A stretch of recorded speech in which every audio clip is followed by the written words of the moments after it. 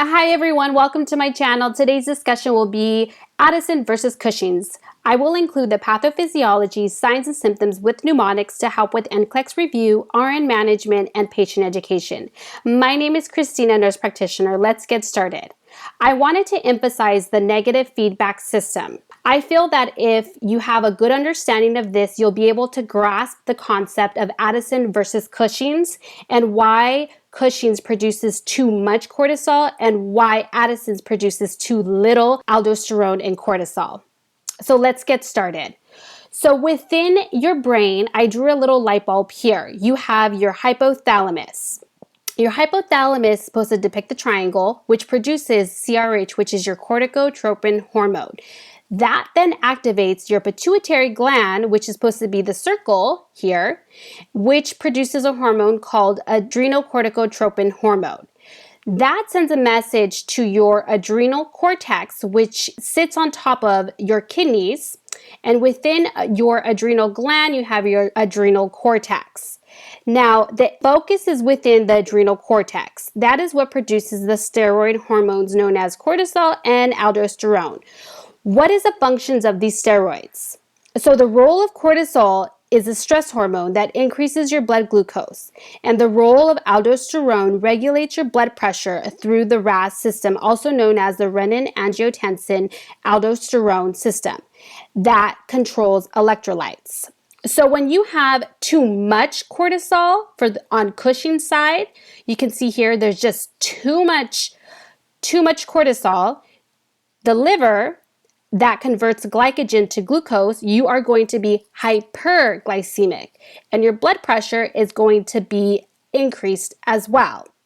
As opposed to Addison's, you have both hormones, which is aldosterone and cortisol. You are going to be hypoglycemic and have hypotension. Moving on to signs and symptoms. So you have your Addison's disease versus Cushing's disease. This is a hot topic for NCLEX. I use mnemonics to help me remember when I have to remember a lot of signs and symptoms. It always helps. This is a go-to. So what I have made up was Mrs. Gaps tanned with low energy. This is for Addison's disease. Always think for the L, you always think on the lower side. So G is low glucose, the A is for alopecia, which is hair loss, the P is for your potassium and calcium imbalance, and the S is for low sodium. Tan because they have hyperpigmentation with low energy, so they're more on the low energy side and low temp side. For Cushing's disease, you have O, Miss Rosie Buffalo has purple moon hair. Obesity is the O. Rosie because she has rosy cheeks.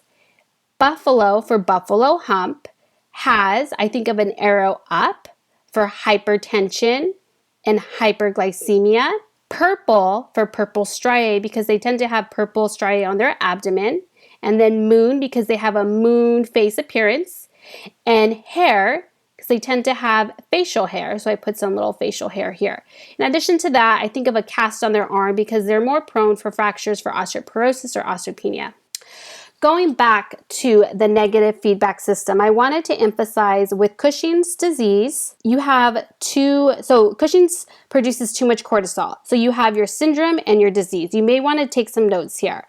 So your syndrome is from external exposure, such as prednisone. So say someone is being put on a prednisone pack and they are not properly tapering as they were instructed to, that can cause a Cushing's syndrome.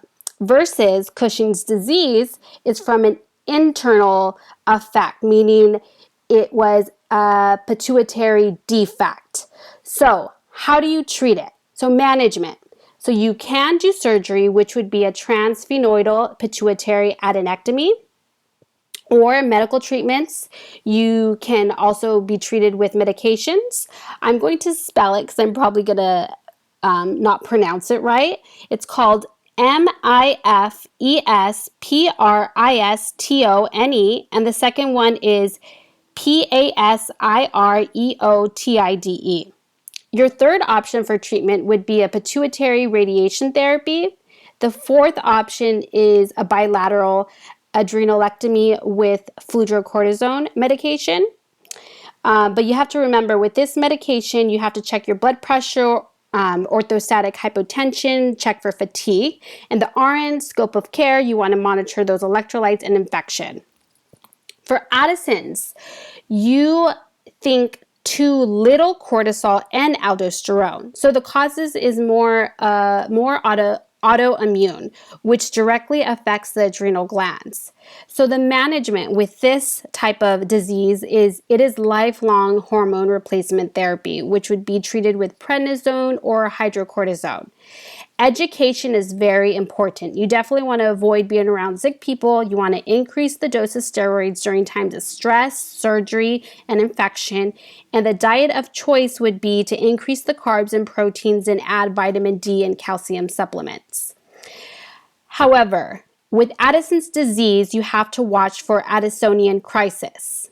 And the reasons that this can occur would be potentially from abruptly stopping. So symptoms to watch for would be like a low blood pressure. They have sudden stomach pain. They are vomiting, diarrhea, or maybe potentially fatigue. This is when you want to look more into it and definitely notify the doctor. Treatment of choice for an Addisonian crisis would be normal saline and Solu-Cortef in a hospital setting. Again, thank you so much for watching. Drop me a comment below. Be sure to subscribe to my channel. Take care.